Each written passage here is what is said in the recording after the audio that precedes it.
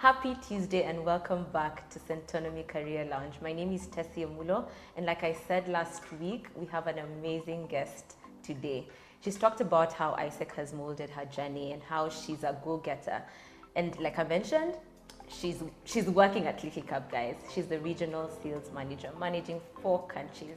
You've got to hear her story. So welcome back, Nyawira. Thank you again. I'd want you to tell us, do you sleep now? Nope. Okay. It's even worse. So tell us more. Yeah, it's actually worse, but it's good. So like you mentioned, I'm the regional sales manager of Little Cup.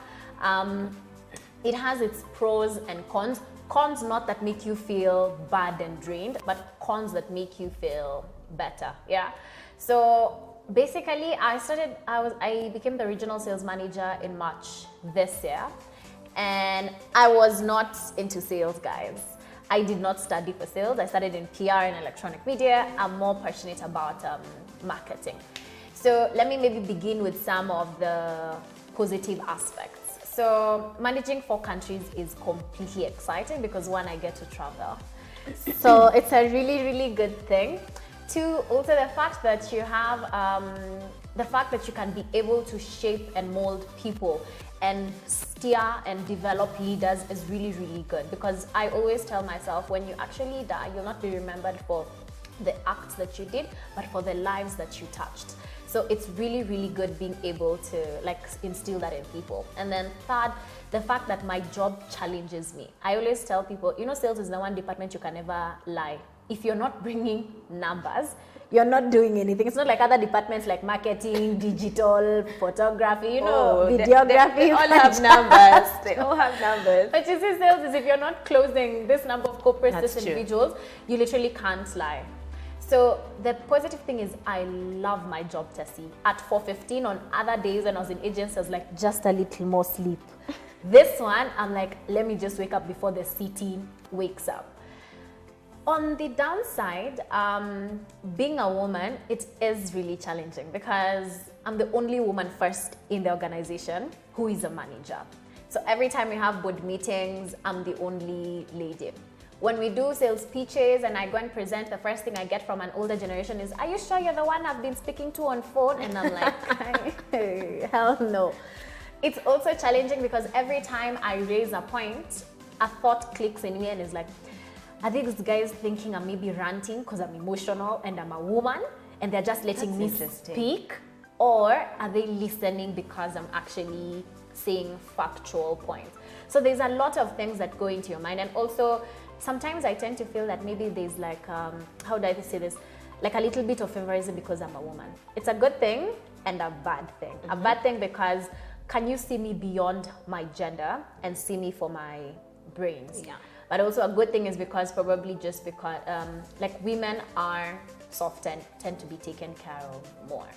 So it is challenging. I do leave the office at night, 9. No one tells me to, but I just have this drive in me. I don't like first taking things for the previous day the next day.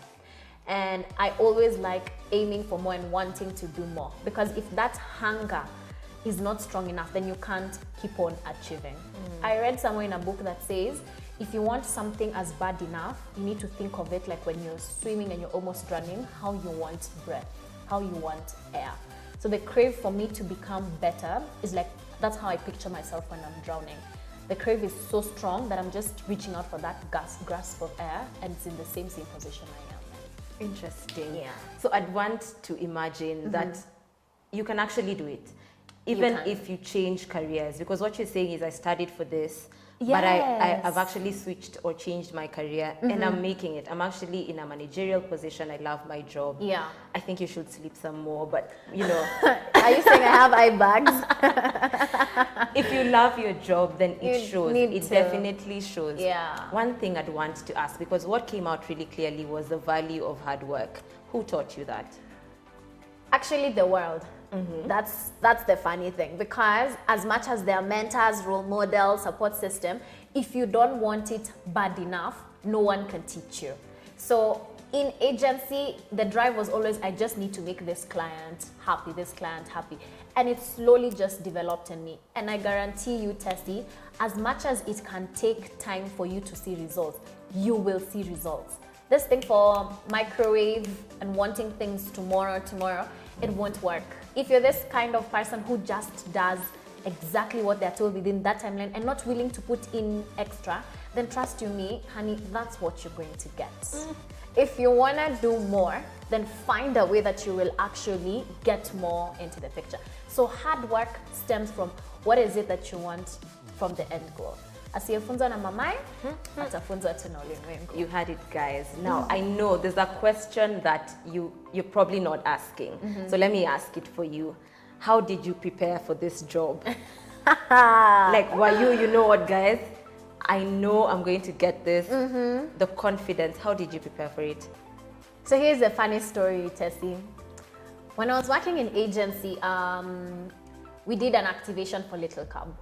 And the CEO spotted me and was really, really amazed by my work and was like, you should actually come and join us sometime. So I declined the first time. So the second time he again sent me an email and asked me, you can come and there's an opportunity here. So I declined again, simply because I was doubting myself. And I was like, no, I can't even be able to fit and do this. So the third time, the CEO called me in for a meeting and was like, that one instant helped me just see who you really, really are. Came and we negotiated the zeros and ones because at that time I knew my worth and I knew what I gave in agency, so I knew what I would give. I was not prepared. I actually told myself, you know what? Richard Branson says, if you don't know anything, say you know it and then learn while you're at it. So the first month I was on videos, YouTube, books.